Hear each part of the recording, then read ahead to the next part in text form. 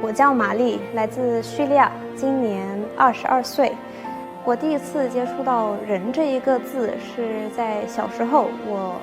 就认识果仁的仁，也就是说月饼上的杏仁啊、核桃仁啊。毕竟在叙利亚，我们也有5仁馅饼的同款。但是长大以后，我在中国学习了中国的文化，跟中国人交往以后，我发现“人”这一个字，它不仅仅是一个字面上的意思，可以说是一个多面手吧。它是对待他人、对待生活、对待世界的一个态度。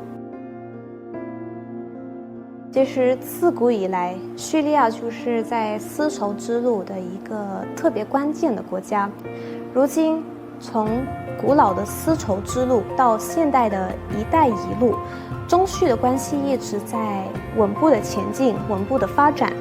中国在付出很大的努力去帮助许多国家积极的发展，我觉得这一点真的特别棒。我觉得这不仅仅是人的体现，它还是人类命运共同体的体现。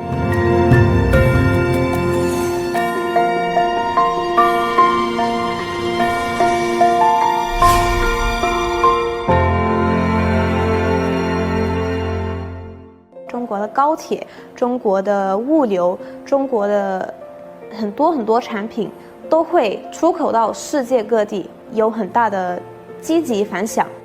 其实我父亲他一来中国的时候，他就跟我们说，我发现中国是一个非常有潜力的国家。自从创业以来，劳动力的发展，还有包括产品的发展，有了非常大的提升。现在的人他们都有一些新鲜的想法，有很高超的科技，让各种产品变得越来越好。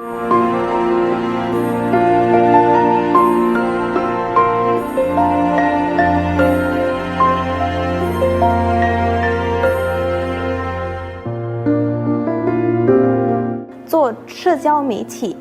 是用一个现代的方式，而且是有一个很有影响力的方式去分享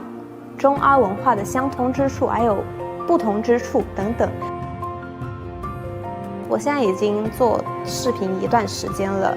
我现在就有一个目标，做一个中阿文化的桥梁，尽我所能够的力量去联系中国和叙利亚，然后促进这一个交流。我觉得中国已经成为了我的第2个家，我习惯在中国生活，我很喜欢在这里生活。